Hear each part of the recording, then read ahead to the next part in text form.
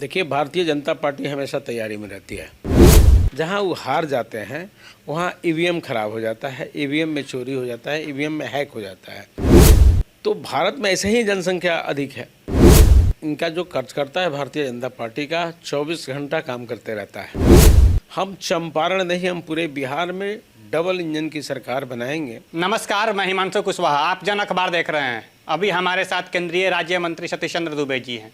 इनसे हम बिहार चुनाव को लेकर चर्चा करेंगे। बहुत बहुत स्वागत है सर आपका। चुनाव के लेकर कैसी तैयारी है? देखिए, भारतीय जनता पार्टी हमेशा तैयारी में रहती है। इनका जो कार्यकर्ता है भारतीय जनता पार्टी का 24 घंटा काम करते रहता है। तो उस आदमी को दिक्कत है जो साल में 5 साल के बाद तैयारी करता है। तो भारतीय जनता पार्टी एनडीए गठबंधन मजबूती के साथ तैयारी की है और जंग जीतेगी भी।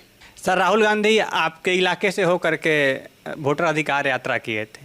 क्या सच में वोट की चोरी हुई है जो आरोप लगाते हैं राहुल गांधी? अच्छा, एक बात बताइए कि जो वोट अधिकार की रैली उन्होंने निकाला था, जहां वो चुनाव जीत जाते हैं जिस प्रदेश में, वहां ईवीएम अच्छा होता है, वहां चोरी नहीं होती है। जहां वो हार जाते हैं वहां ईवीएम खराब हो जाता है, ईवीएम में चोरी हो जाता है, ईवीएम में हैक हो जाता है और वोट चोरी हो जाता है। वो केवल जो रोहिंग्या हैं, जो बाहरी वोटर हैं, उनको बचाने के लिए उन्होंने अपना यात्रा निकाला। और भारतीय जनता पार्टी एनडीए गठबंधन का कहना है कि भारतीय जनता पार्टी अपने प्रदेश में, अपने देश के अंदर बाहरी भगाओ, बाहरी निकालो अभियान चला रही है। क्योंकि हमारी भारत भूमि जो है, भारत माता की जो ज़मीन है, कोई चलता फिरता धर्मशाला नहीं है कि कोई आया रह गया, मेरा अनाज को खाएगा, मेरे ज़मीन को छेकेगा, साथ साथ मेरे कल्चर को छेड़छाड़ करेगा, संस्कृति को छेड़छाड़ करेगा और उतना ही नौकरी भी हड़पने का काम करेगा। तो भारत में ऐसे ही जनसंख्या अधिक है। तो हम भारत के युवाओं को हम ताकत देंगे, बाहरी को क्यों घुसने देंगे? और बाहरी को बचाने में वो लगे हैं।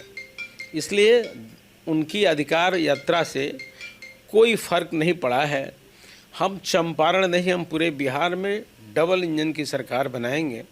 और याद होगा कि 2010 में जितना प्रचंड बहुमत मिला था, उसी के आसपास हमारा प्रचंड बहुमत मिलेगा। हम सरकार मजबूती के साथ बनाएं। तो इसमें कह रहे हैं कि नीतीश कुमार थके हुए मुख्यमंत्री है, बिहार में जंगल राज आ गई है। बार बार ये आरोप लगाते हैं कि यहाँ ये हत्या हो गई, वहाँ मर्डर हो गया, यहाँ बलात्कार हो रहा है। हर दम कुछ ना कुछ डालते रहते हैं कि यहाँ हत्या हुई। देखिए, बिहार प्रदेश 14 करोड़ की आबादी है। जब उनको 1990 से लेके और 2005 तक राजद की सरकार बनी थी कांग्रेस के समर्थन से, तो उस समय प्लान वे में अपराध होता था। और आज जो है प्लान वे में कोई अपराध नहीं होता है। योजनाबद्ध तरीका से कोई अपराध नहीं कर सकता है। जमीन पे, भूमि विवाद पे झगड़ा हुआ, उसी में कोई किसी को मार दिया, कोई मर गया, इस टाइप की घटनाएं होती है तो अपराधी पकड़े भी जाते हैं। 7 समुंदर पार क्यों ना जाए, अपराधी पकड़ के आते हैं और जेल जाते हैं। न्याय के साथ विकास होता है बिहार में। और थके हुए की बात बोल रहे हैं तो अपने पिताजी के बारे में समझें। अभी नीतीश कुमार बिहार को जो ताकत दिए हैं, बिहार में जो उन्होंने विकास किया है, जो बिहार में कानून का राज स्थापित किया है, सबको साथ लेके चलने का जो उन्होंने प्रयास किया है, ये अपने आप में बेमिसाल है। इसलिए नीतीश कुमार के नेतृत्व में निश्चित रूप से प्रचंड बहुमत की सरकार बनेगी। सर, सीट बंटवारा कब तक क्लियर हो जाएगा सर? देखिए, इसके लिए राष्ट्रीय लेवल की लीडरशिप है, उसमें हम लोग से जहाँ पूछी जाती है वहाँ हम लोग सुझाव देते हैं। अन्यथा आप जानते हैं कि भारतीय जनता पार्टी में बहुत सा सिस्टम है। सिस्टम सब कोई अपने दायरा के अंदर ही रह के काम करता है, अनुशासन के अंदर ही रह के काम करता है। उस पर हम लोग का बहुत इंटरटेन नहीं होता है। बैठक में तो आप जाते हैं, पिछली बार जब अमित शाह जी के साथ एनडीए की बैठक हुई थी, उस बैठक में आप मौजूद थे, जहाँ तक हमारी जानकारी है। देखिए, बैठक में जाते हैं, निश्चित रूप से बैठते हैं, जो पूछा जाता है बताते भी हैं।